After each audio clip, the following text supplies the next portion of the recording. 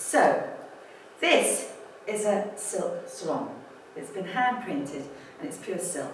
And I'm going to give you some ideas of what you can do with it.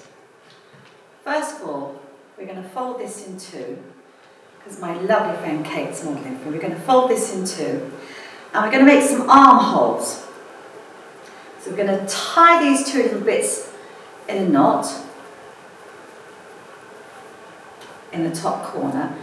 And now we've got a jacket. So with the jacket, Kate, if you just stick your arm through there, so it just goes on like a jacket. So if you see the back, and then I'll turn around to the front. So I will just wear it like that. I'm wearing it as a scarf, as you can see, it's the same design. Quite often I'll wear it as a jacket over my trousers and a top.